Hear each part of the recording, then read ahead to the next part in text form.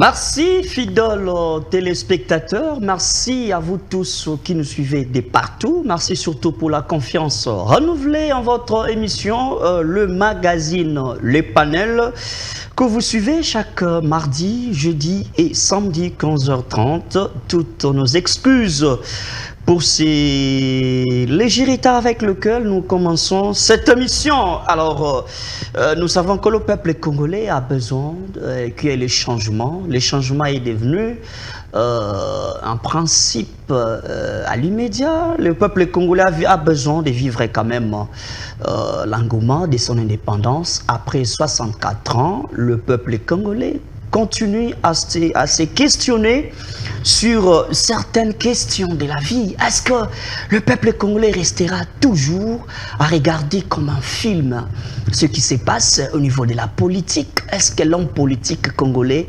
assume-t-il vraiment la responsabilité comme il faut? C'est pour vous dire qu'on va parler la sécurité à l'est de la République démocratique du Congo. Vous avez suivi les États-Unis d'Amérique qui encouragent la trêve, c'est-à-dire une pause, alors que le peuple de l'Ituri, Goma, partout se pose des questions. Quand vous parlez de la pause, on suppose qu'il y a vraiment affirmation d'une guerre. Alors que pour d'autres opinions, ils pensent que non, non, ce n'est pas une trêve, mais c'est pour renforcer encore davantage le milicien ou le rebelle.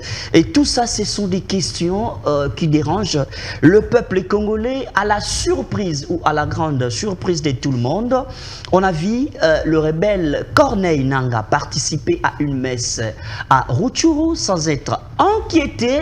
Et là, vous avez suivi les rebondissements de la Senko qui a dit d'être surpris par l'incident. Mais on se pose des questions. Comment Nangaa peut se promener dans une zone pas totalement occupée par le rebelle sans être inquiété? Ce sont là des questions on se pose. Et puis toujours la sécurité, les rebondissements de l'incursion de la milice Mobondo sur la route nationale numéro 17 entre la province du Mai-Ndombe et de Kinshasa. Nous sommes là c'était dans le village de Kinsele, je pense.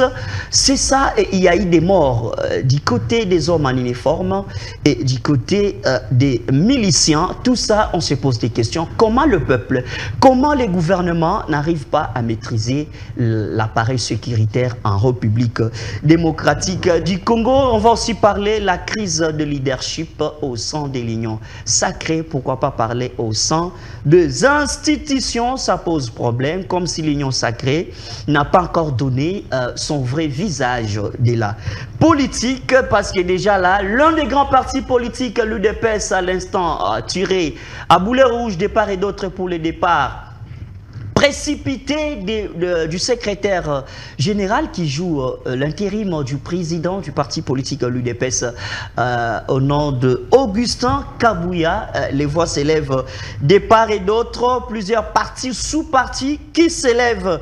Non seulement ça, on va prendre en dernière position la sortie médiatique du porte-parole du gouvernement Patrick Muyaya, qui a dédouané facilement l'Ouganda de ne pas être impliqué au massacre à l'est de la République démocratique du Congo, alors que tous les pays maîtrisent bien l'histoire que joue Museveni depuis un temps, pour ne pas l'accuser d'une manière ou d'une autre. Alors, pour en parler, pour en discuter, nous avons reçu sur ce plateau le fidèle des fidèles de cette émission, le pasteur Prince Matondo Massanga, autrement appelé le grand rabbin noir. Il est acteur social, éducatif et culturel, président du mouvement Plein ONG. Mais je pense, avant de vous présenter les pasteurs sur le plan physique, nous allons rentrer à la régie pour une petite pause. On va suivre un élément et puis on s'y retrouve tout juste après. Ne nous quittez pas. qui nous suivez de partout, mesdames et messieurs, voici le mouvement Plan ASBEL, une organisation non gouvernementale de développement créée par un groupe de pasteurs de la ville de Kinshasa sur l'initiative de son président, le pasteur Prince Matondo de la théologie nationale évangélique de libération. Le mouvement Plan ASBEL, sous le leadership du président Prince Matondo, lutte contre la pauvreté, assure la promotion d'une citoyenneté, prône le respect dû aux autorités, la lutte contre les antivaleurs, le phénomène Colonna et l'auto-prise en charge de personnes en situation précaire.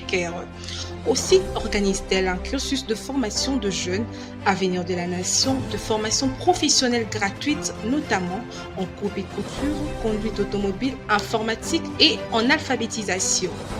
Le mouvement Plein, qui se veut une association de masse, est aussi un cadre qui réunit les hommes de Dieu en vue de réfléchir sur leur sort afin de vaincre l'instabilité sociale auquel ils font face par la création de micros et petites entreprises. Personne de bonne volonté, contactez-nous au plus 243 89 78 49 003.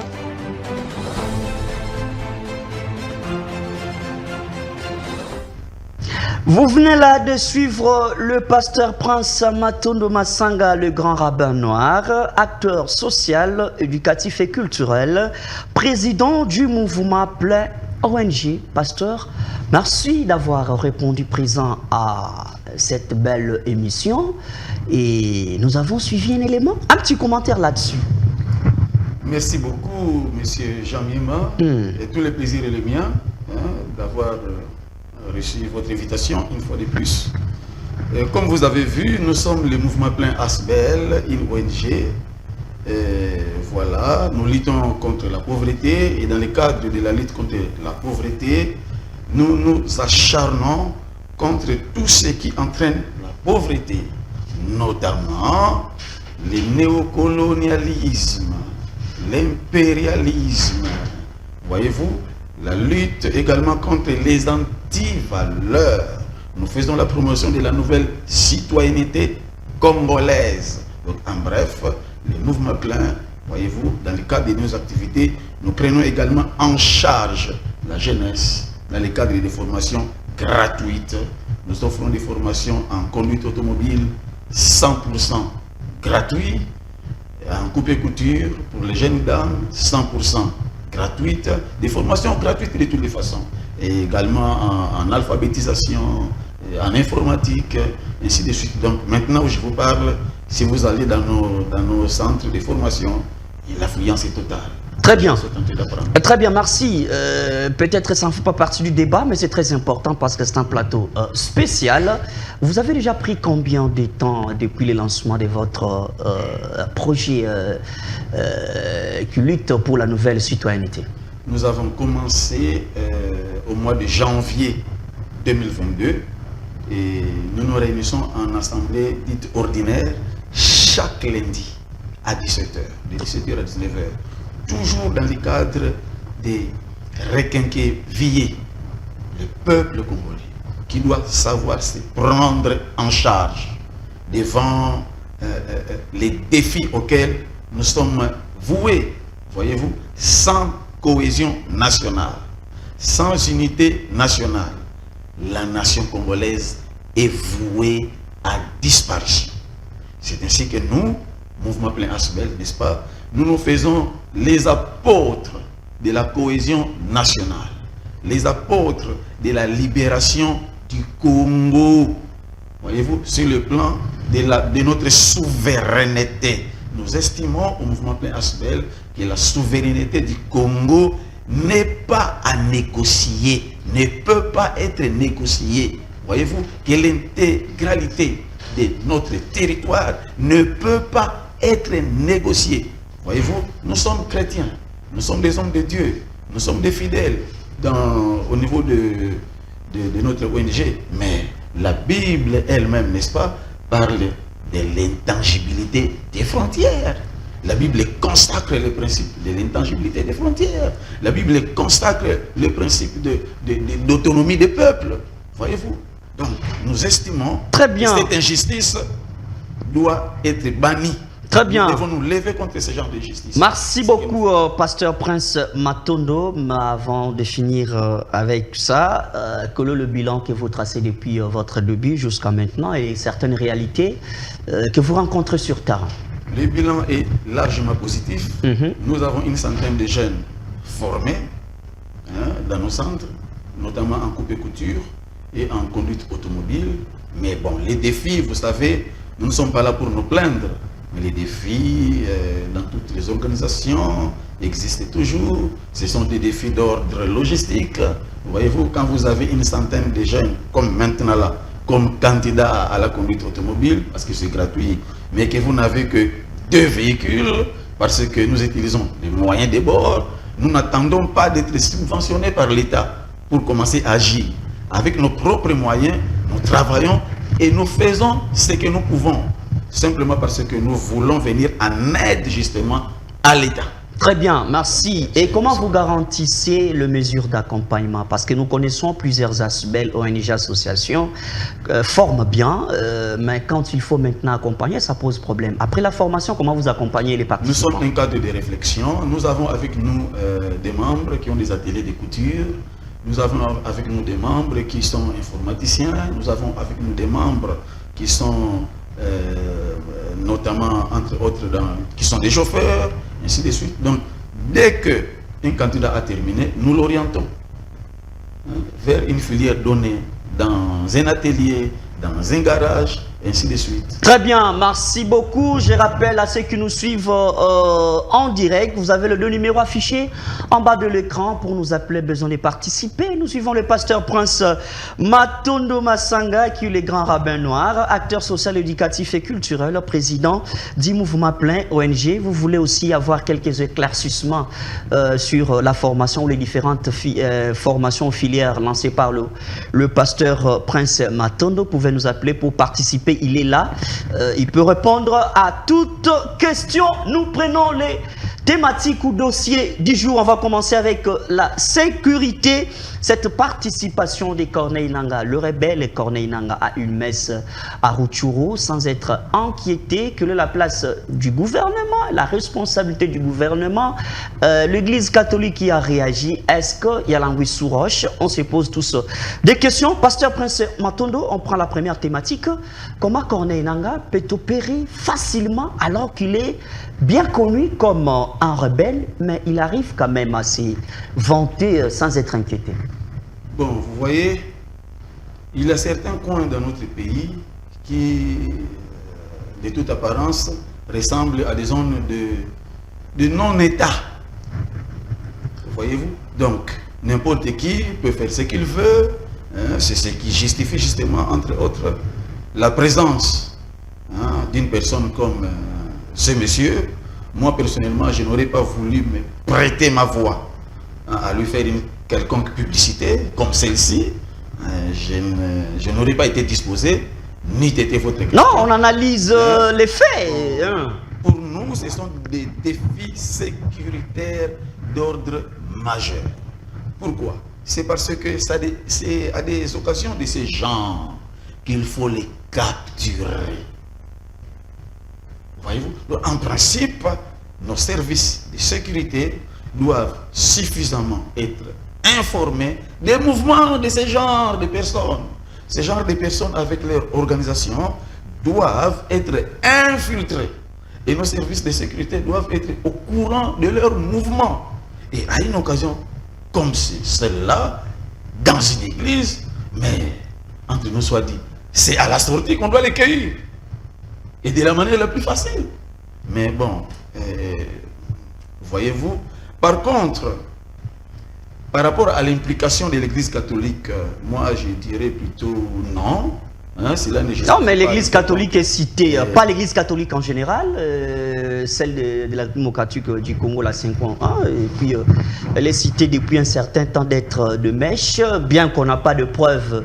Personne ne prouve à suffisance comment est-ce que l'implication de l'Église ou de la 5.0, mais quand même voir qu'un prêtre qui laisse un rebelle de prendre la parole pendant quelques minutes, c'est ça l'inquiétude.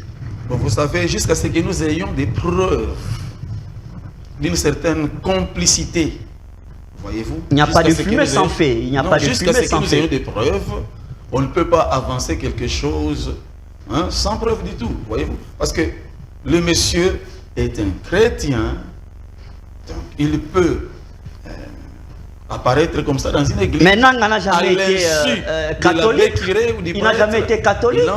Ainsi de suite. Mais il n'a jamais été catholique, on les voit juste. C'est justement ce que nous devons plaindre. C'est-à-dire que le monsieur s'offre une tribune politique gratuitement. Mais le pauvre prêtre n'a pas de quoi l'arrêter. Voyez-vous? Quand un monsieur comme celui-là, armé jusqu'aux dents, fait irruption chez vous, vous faites quoi? Vous le laissez parler? Vous êtes pratiquement pris en otage. D'où émane la faiblesse? C'est au niveau de notre armée ou Nos services de sécurité, au niveau de nos services de sécurité, il y a certaines faiblesses. Mais bon, gloire à Dieu que des efforts sont fournis, de telle sorte que progressivement, petit à petit, nous sommes en train de sortir un peu de ces trous. Mais en tout cas, les efforts doivent continuer à être fournis, parce que ça, là, c'est une preuve, justement, que nous devons encore de l'infaillibilité. Beaucoup de travail. Non, de la faillibilité plutôt. Beaucoup de travail. Donc, voilà, voyez-vous. Donc, l'ennemi passe entre les émailles, défiler librement, comme ça, sans être inquiété. Non, ça doit prendre fin. Est-ce qu'il y a un problème? Est-ce que le chef de l'État devra à un certain moment changer des stratégies ou des donnes? Parce que c'est comme s'il y a un cercle vicieux. On va vous parler des trêves, la trêve qui est vraiment louée par les États-Unis, alors que Kagame qui accuse les États-Unis, on se pose même des questions, le courage qu'a Kagame d'accuser les États-Unis d'utiliser ou d'exploiter les minerais congolais illicitement. On se pose des questions, est-ce qu'il faut un changement des donnes du chef de l'État, parce que les choses apparemment tournent dans les tourbillons? Le chef de l'État est pris dans un étau très sérieux. À tel point que, quand je réfléchis là-dessus, j'ai l'impression qu'il est tombé dans les mêmes réalités qu'à l'époque de Kabila, qui se plaignait de ne pas avoir 15 personnes autour de lui. Alors, j'ai l'impression que la même problématique demeure jusqu'à ces jours. Apparemment, les gens qui sont autour du chef ne lui sont pas très utiles. Ils ne lui sont pas très utiles. Voyez-vous? Donc, il faut quoi? Il doit remanier sa ceinture? C'est lui qui est redevable. Non, mais il n'est pas Dieu. À vous de faire des propositions. Par conséquent, avec des situations de ce genre, il doit prendre le courage de frapper. Il doit prendre le courage de frapper. Et entre autres, justement, remanier, écarter les loups qui ne sont pas à leur place. Il faut les écarter sans embâche. Il faut les écarter. Qu'est-ce qui bloquerait les chefs de l'État? Parce qu'on ne s'imagine pas qu'il manque des initiatives pareilles. Ils voient la situation en face, ils voient les faits, et puis je ne pense pas qu'il ignore ce qui se passe. Qu'est-ce qui lui manque? Il est bloqué politiquement ou il faut encore pousser un tout petit peu? Il faut encore pousser un tout petit peu. Ce qui manque au chef de l'État actuellement, c'est un soutien populaire violent, un soutien populaire agressif. Il a été voté massivement. Donc, lorsque nous voyons ce qui se passe en Afrique de l'Ouest, dans des pays comme le Burkina Faso, dans des pays comme le Niger, le Mali, quand nous voyons comment le peuple s'élève pour soutenir les institutions établies, quand nous observons ce qui se passe, nous nous disons que chez nous, en RDC, des efforts immenses doivent encore être consentis. Donc, sur le plan du patriotisme, le peuple congolais est encore les actions du peuple congolais ne sont pas visibles.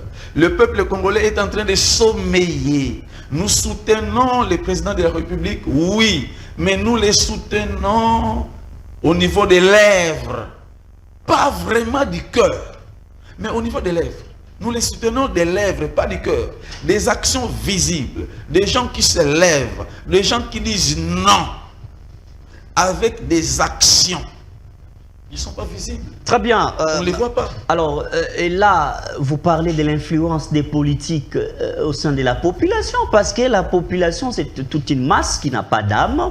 Il faut qu'il y ait quand même une voix ou bien une influence quelconque émanant des politiques. Est-ce que vous pensez que l'Union sacrée aide-t-elle vraiment le chef de l'État? L'Union sacrée, bon, en surface, oui. En apparence, oui. Mais quand vous allez dans les fonds, l'Union sacrée, non. Pas du tout. N'aide pas vraiment le chef de l'État. Cependant, nous avons quand même besoin de cette forme. Hein, de cette forme. Parce que de la forme peut naître la profondeur. Voyez-vous? Donc ce n'est pas le moment aujourd'hui de favoriser toute attitude quelconque, tout comportement quelconque qui viserait à fragiliser davantage cette petite forme, n'est-ce pas, qui est déjà au service du chef de l'État, quoique superficiellement.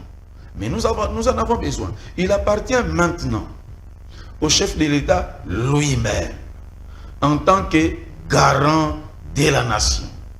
Nous prions pour cela. Nous le demandons souvent et nous réfléchissons au mouvement Paix Asbel. Il lui appartient de faire le nécessaire, tous les sacrifices possibles en faveur de la cohésion nationale. N'oubliez pas que Kabila l'a fait, n'est-ce pas?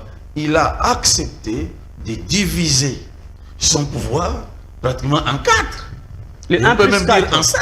Le 1 plus 4, n'est-ce pas? Voyez-vous? Donc, nous avons besoin de toute stratégie, de toute politique, de toute sagesse nécessaire à la cohésion nationale. Nous n'allons pas perdre notre pays. Nous ne sommes pas prêts. Le chef de l'État doit utiliser cette fibre patriotique pour remonter les Congolais. Est-ce que là, les Congolais aiment son pays. N'est-ce pas là une invitation au dialogue indirect? C'est comme si vous faites une... Dans nos coutumes, le dialogue a toujours été au centre. Qu'il les fasse avec quelqu'un? Avec l'opposition? Avec tout le monde. Dialogue avec un dialogue inclusif. Voyez-vous? Avec l'opposition parlementaire, avec l'opposition extra-parlementaire, avec les anciens du PPRD, hein, voilà, les gens du PPRD, et qui sont là, qui observent, et dont parfois les positions sont un peu ambiguës, notamment par rapport à la sécurité. Donc il faut un dialogue. Seul les dialogues, mais pas les dialogues avec le M23, non. Les dialogues avec le M23, non, mais on pressent petit à petit qu'il y a l'instauration des dialogues. Parce non, c'est une faiblesse. La trêve déjà acceptée, ils ont maintenant prolongé à 15 jours, donc 2 semaines. On suppose que petit à petit, nous entrons dans le bain du dialogue. Ce n'est pas une trêve. C'est un théâtre dans lequel Américains et Kagame, n'est-ce pas, nous roulent comme des boulangers. Hein? Nous savons tous que cette fameuse trêve est intervenue au moment des élections au Rwanda. Donc cela n'a jamais été une trêve réelle. Donc ils en ont profité pour qu'il y ait les élections. Il a fallu donner un temps, un moment de répit à Kagame pour qu'il s'occupe de ces élections. Tout simplement. Et pendant ce temps, nous faire croire qu'il s'agissait d'une trêve. Non. Nous ne pouvons pas, nous, les Congolais, nous ne croyons pas un seul instant à cette trêve. Non. C'est une occasion qu'on donne à Kagame d'essayer d'organiser ces élections chez lui, d'une part, et d'autre part, de réorganiser ses troupes. Nous ne devons pas y croire. Nous ne devons pas y croire. Nous ne devons pas y croire un seul instant. Alors, est-ce que vous pensez qu'un jour, le chef de l'État prendra cette ferme décision de dire à la communauté internationale, écoutez, Kabila l'a fait vers la fin de son mandat. Il a dit, bon, on voit qu'avec la communauté internationale, ça ne marche pas. Alors, on reste tous nationalistes. Il faut couper toute relation. Est-ce que vous pensez qu'à un certain moment donné, il faut revenir au nationalisme et quitter un peu l'internationalisme? Vous savez, en un certain moment, lorsque vous ne savez plus à quel sein vous vouez, vous vous livrez entre les mains de l'ennemi. Qu'est-ce que Mobutu avait dit? S'il faille traiter avec le diable, il était prêt, n'est-ce pas? Donc, en un certain moment, il faut que le chef prenne son courage.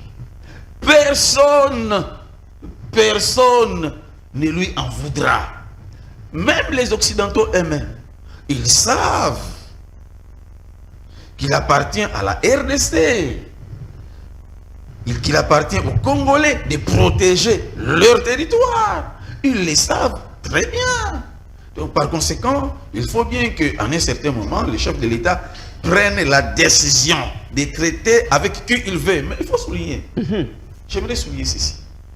Le chef de l'État ne doit pas avoir peur, il doit se prononcer. Mais pour cela, il faut qu'un travail de terrain, un travail de réveil au niveau du soutien populaire se fasse. Alors qu'on voit son parti politique en train de se déchiqueter là. Vous savez, dans la nouvelle citoyenneté que nous prêchons au mouvement plein ASBEL, au mouvement plein ONG, nous disons que tant que l'intérêt personnel aura les dessus sur les intérêts généraux de la nation sera toujours en danger. C'est ainsi que, même si dialogue on pourrait avoir, n'est-ce pas, il faut que ce dialogue soit un dialogue sans argent, sans per diem. Il faut que les gens se retrouvent parler nation face à leur conscience, sans intérêt, sans intérêt. J'ajoute encore sans intérêt. Hein? Il ne faut pas que les gens se précipitent, se bousculent, justement pour participer à un forum éventuel de ces genres, simplement parce que le per diem est important, simplement parce qu'ils veulent se refaire une santé financière. Ça, non. Ça, c'est une culture imposée par les politiques. Le Congolais est habitué à cela. Et la population regarde. La population ne croit plus aux politiques. C'est la raison pour laquelle, justement, vous voyez tout ce qui se passe, notamment au sein de l'UDPS. Alors, je vous reviens là, quand vous dites que la population ne croit plus aux politiques, moi j'ajouterais, même aux religieux, même aux hommes de Dieu. Vous savez, vous avez le bilan. Les hommes de Dieu ont eu à gérer ces pays, pas ces pays, mais quelques institutions, notamment la CENI, gérée depuis un temps par les hommes de Dieu. Mais on voit aussi que les résultats ne donnent pas. Et il faut maintenant croire en qui jusque-là. Vous avez le temps. Oui, tout à fait. Je ne pourrais pas m'élever contre votre point de vue. Et je pourrais même dire que je vais un peu dans le même sens. Pour moi, l'Église en RDC, dans la débâcle actuelle du pays, l'Église a une grande responsabilité. Parce que l'Église doit jouer un rôle prophétique. C'est-à-dire que le prêtre, c'est-à-dire que le pasteur, les leaders, le prince de l'Église, doivent apporter leur pierre à la direction. Les politiques doivent être guidées. Je vais vous donner un exemple. Pendant que Mobutu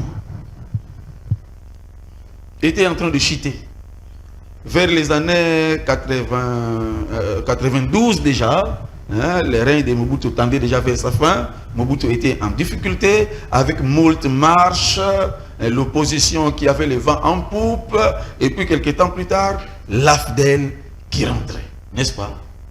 Ok. Mais Qui est ce leader d'église qui s'est prononcé contre l'arrivée de l'AFDEL au pays? Pendant que toute la population acclamions l'arrivée de l'AFDEL. Mais qui a vu, qui était cet aigle qui a aperçu les dangers à venir et qui a essayé d'élever sa voix? Personne. Toute la population, de la base jusqu'au sommet, le prince de l'église, notamment la grande église catholique, y compris, personne n'a levé le ton pour expliquer à la population que nous étions dans une mauvaise posture. Et aujourd'hui, nous sommes en train de subir les événements. Nous sommes en train de subir les événements. Donc, en principe, quand vous lisez Abdias chapitre 1 verset 17, la Bible dit que le salut sera sur la montagne de Sion. Et la montagne de Sion fait référence à l'église. Donc le salut de la nation doit provenir de l'église.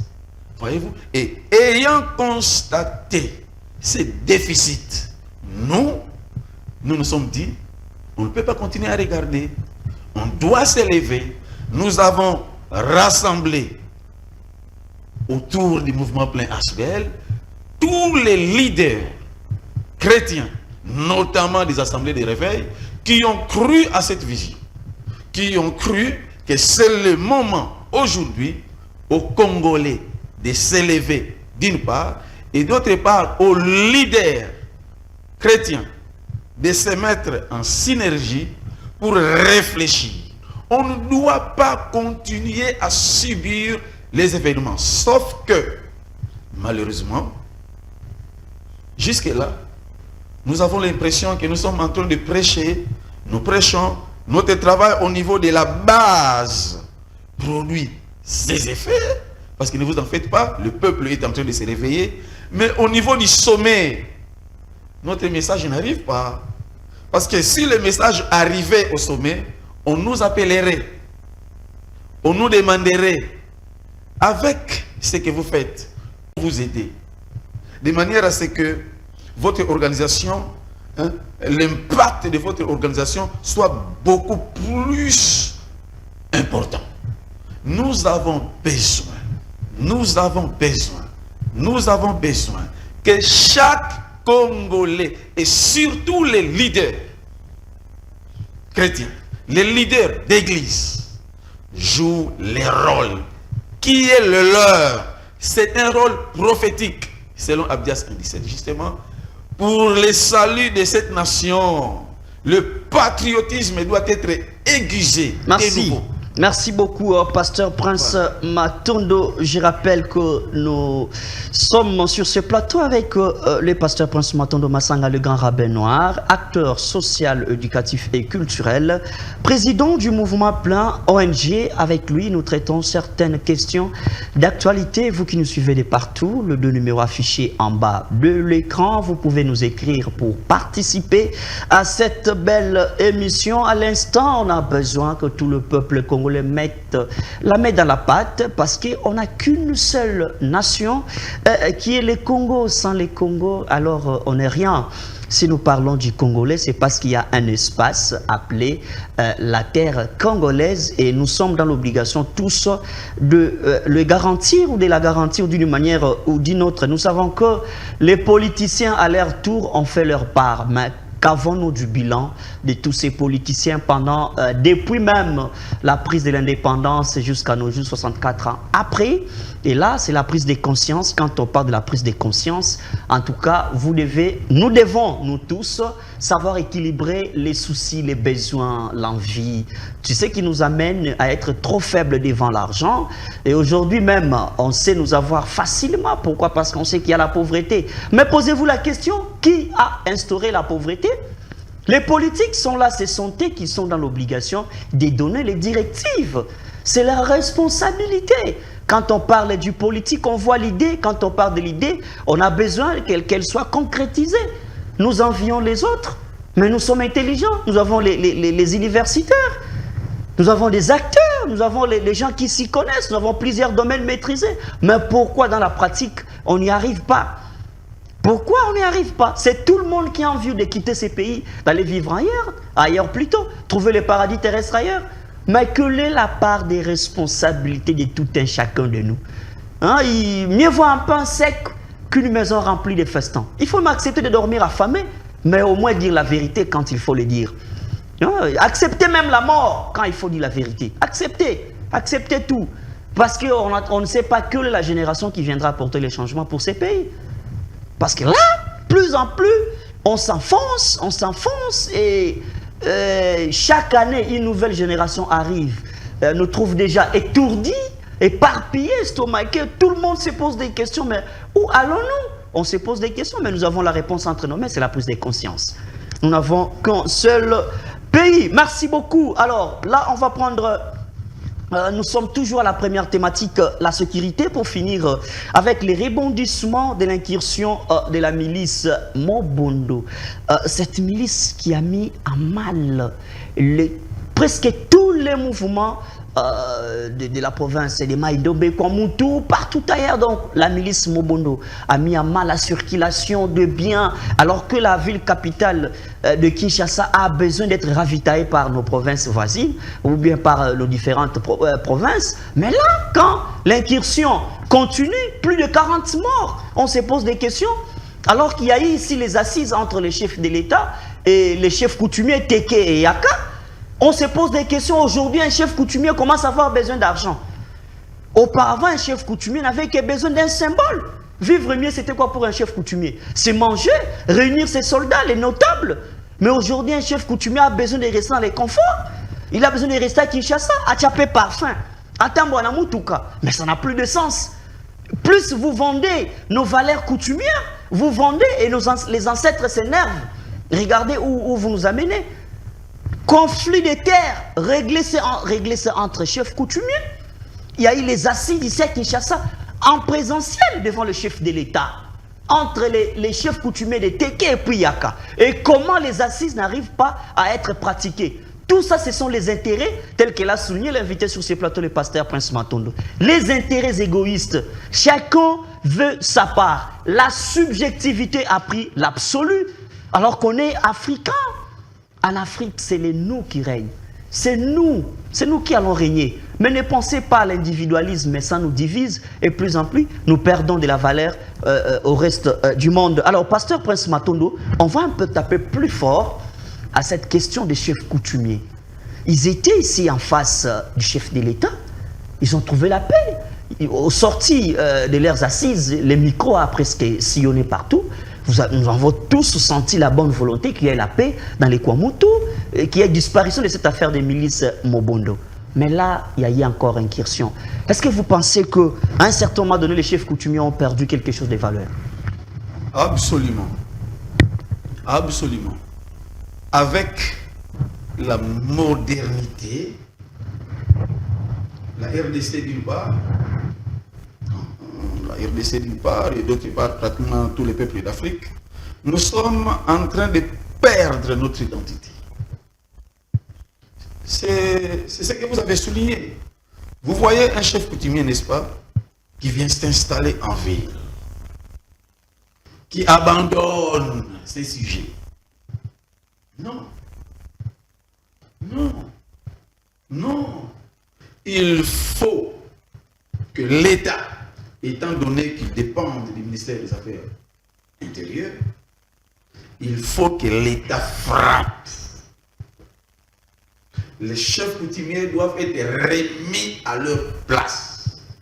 Non, mais ils ont besoin aussi de s'adapter à la modernité. Ils ont compris que le monde évolue, alors il faut évoluer même nos valeurs. Si vous avez besoin d'être chef coutumier, n'est-ce pas, vous devez pérenniser l'identité congolaise, l'identité de votre ethnie. Ou alors, ne devenez pas chef coutumier. Voilà.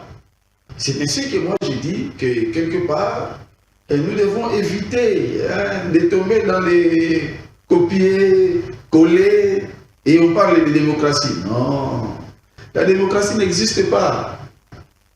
Ces gens-là viennent nous leurrer. Voyez-vous? La démocratie n'existait pas. Le pouvoir du peuple par le peuple. Non. Nous avons vu ce qui s'est passé aux États-Unis, n'est-ce pas? C'est la plus grande démocratie entre guillemets. On a failli assassiner Trump. Où est la démocratie? Voyez-vous? Qu'est-ce qui se passe? Où était la démocratie quand on a assassiné Kadhafi? Où était la démocratie? Où était la démocratie? Non. La démocratie n'existait pas. Nous devons oublier cette fameuse démocratie, dite, moi je l'appelle hellénique, afin que nous organisions nos pays à notre manière. Donc les chefs coutumiers, n'est-ce pas, s'il faut créer un cadre pour les encadrer, et les cas échéants, en cas de déviation, les battre de verge, pas en public, pas en public, mais s'il faut créer un cadre conséquent, de manière à ce que les chefs coutumiers soient sévèrement repris, il faut le faire. Sinon, chacun voudra devenir commerçant, et chacun voudra vendre ses terres à qui il veut, notamment à des étrangers, et ainsi de suite. Et d'ici quelques années, tout le Congo risquera de se retrouver à fermer les étrangers. Mais qu'est-ce qui a permis ce basculement de chefs coutumiers de comprendre que les valeurs traditionnelles ne donnaient pas, en fait, ne garantissaient pas leur avenir, et du coup, basculer dans la modernité, chercher à s'adapter à un système désévolué, entre autres, un concept inventé par les plus modernes. On se pose des questions. Est-ce qu'il y a un problème qu'il faut revoir au niveau de leur cadre? Ou soit, parce qu'on ne peut pas comprendre qu'un chef coutumier commence à fuir les villages, là où tout est gratuit, les pondous, les sakasaka, les manioko, nyamanazamba, tout. Le basculement, qu'est-ce qui a causé? Le problème est beaucoup plus général. Il ne concerne pas seulement les chefs coutumiers. Mais vous allez voir que l'opulence de la classe politique interpelle les citoyens. Voyez-vous, les uns qui ont tendance à devenir de plus en plus riches et les autres qui ont tendance à devenir de plus en plus pauvres. C'est la raison pour laquelle, y compris les chefs coutumiers, chacun fait sa part du gâteau à sa manière. Notamment les militants de l'IDPS. Voyez-vous, ils regardent les cadres, ils regardent leurs militants, ceux avec qui ils ont milité ensemble. Demain ou après-demain, ils ont occupé des postes de responsabilité. Et tout à coup, ils naviguent dans une opulence. Donc un changement, différence des standings de vie. Voilà, une opulence insolente. Alors, ils se disent, mais finalement, à quand sera notre tour? Cette affaire des mangeoires devient maintenant, non pas seulement réservée à une certaine classe, mais bon, ça devient maintenant une affaire nationale. Tout le monde veut y arriver, y compris les chefs coutumiers. Voyez-vous, c'est ainsi que nous prônons une juste redistribution du revenu national. Il faut que les salaires, les rémunérations à tous les niveaux soient connus, soient rendus publics. Voyez-vous? Et dès lors que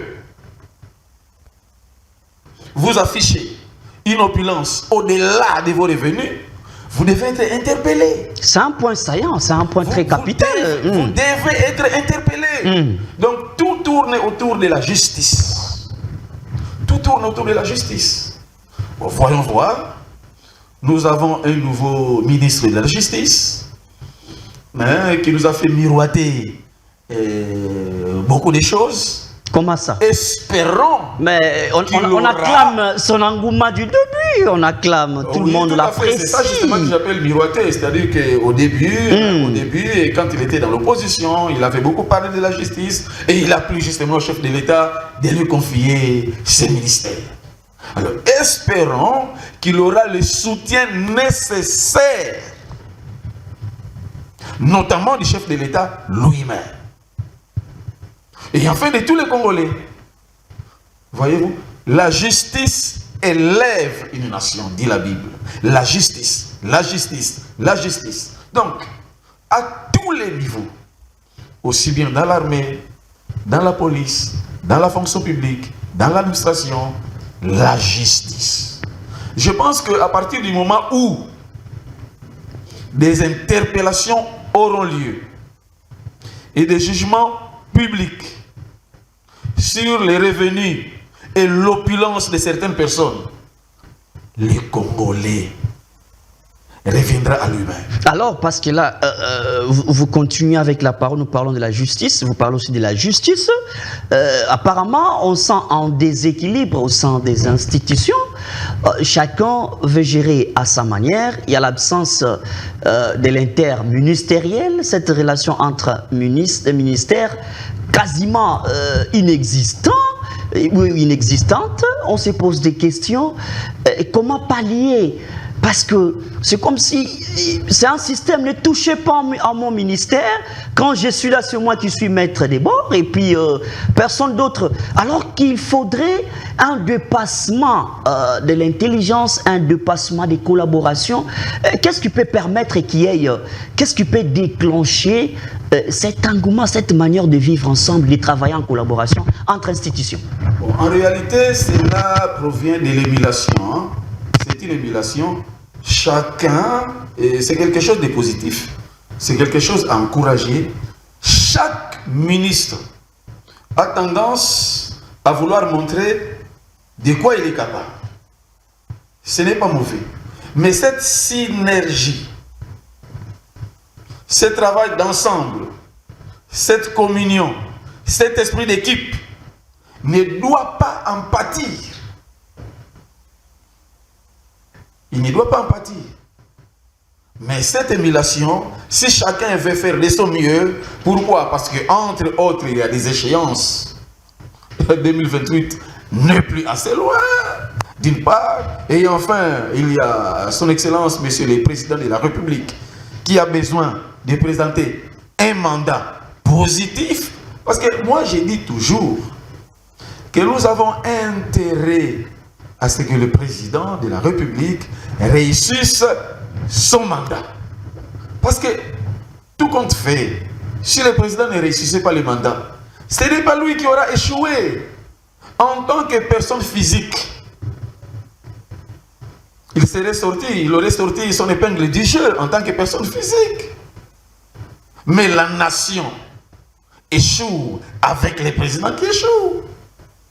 C'est la raison pour laquelle justement nous avons besoin de cohésion à tout prix. Faites déjà un point de chute parce que nous sommes arrivés à la fin de cette émission. Ainsi que nous, au mouvement plein ASBL, nous faisons, en faisant la promotion d'une nouvelle citoyenneté, nous nous avertions également à soutenir les institutions.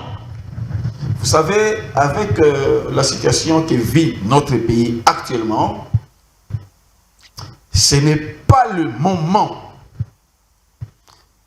de faire la chasse aux sorciers. Voyez-vous? Soki ndaku ezo zika balukaka nanu te nana pelisi moto. Il faut chercher à éteindre le feu d'abord. C'est ainsi que j'encouragerai nos amis de l'IDPS de laver leur linge en famille et proprement. Non, mais on se pose des questions. Si c'est seulement quand Kabouya fait partir qu'il faut laver les linges en famille. Demain ou après-demain, les militants de l'IDPS se mettaient dans la rue, n'est-ce pas, pour des problèmes d'intérêt personnel. Parce que cela ne concernerait pas l'État. L'IDPS est un fait privé.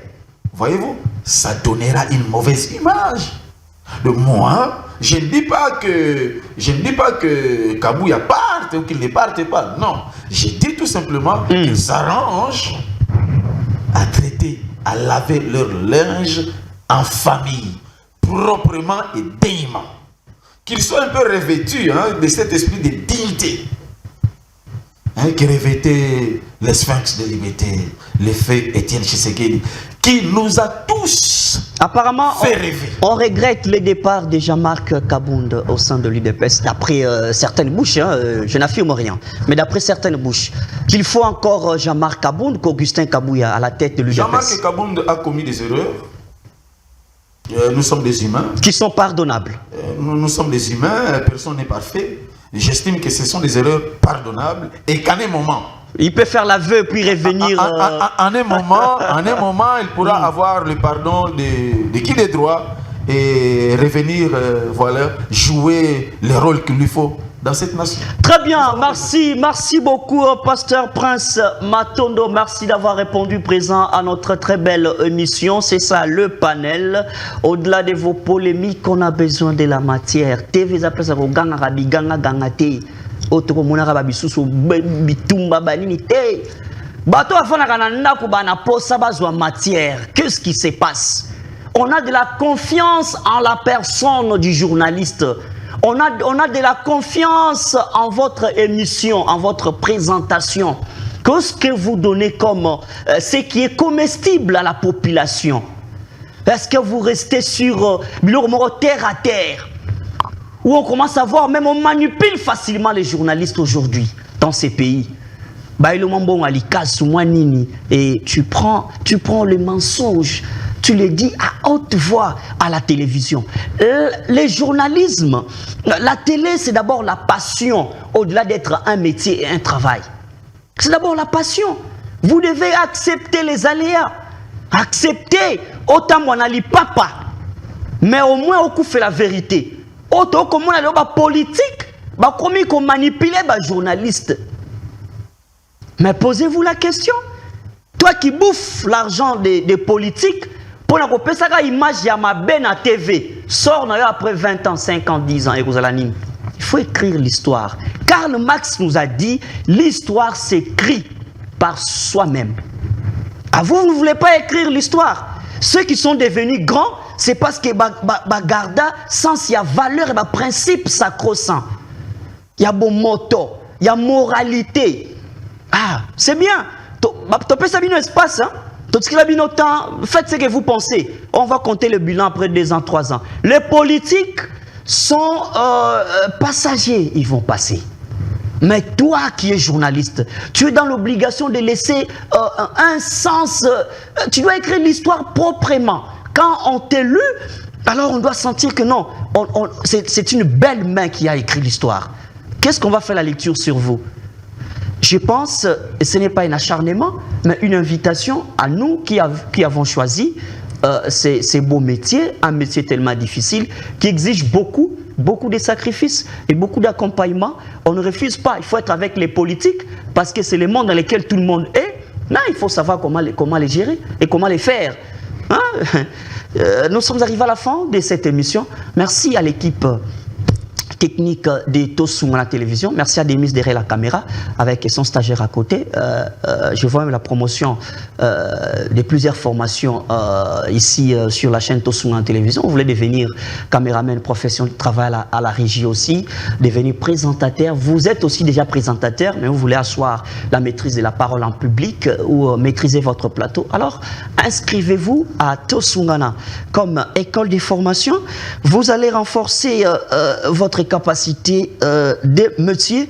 Merci, on avait reçu pour vous sur ce plateau Pasteur Prince Matondo Massanga, le grand rabbin noir, acteur social, éducatif et culturel, président du mouvement Plein ONG.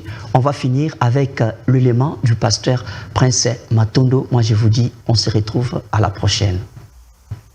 Vous qui nous nous suivez de partout, mesdames et messieurs, voici le mouvement Plan ASBEL, une organisation non gouvernementale de développement créée par un groupe de pasteurs de la ville de Kinshasa sur l'initiative de son président, le pasteur Prince Matondo, de la théologie nationale évangélique de libération. Le mouvement Plan ASBEL, sous le leadership du président Prince Matondo, lutte contre la pauvreté, assure la promotion d'une citoyenneté, prône le respect dû aux autorités, la lutte contre les antivaleurs, le phénomène Colonna et l'auto-prise en charge de personnes en situation précaire.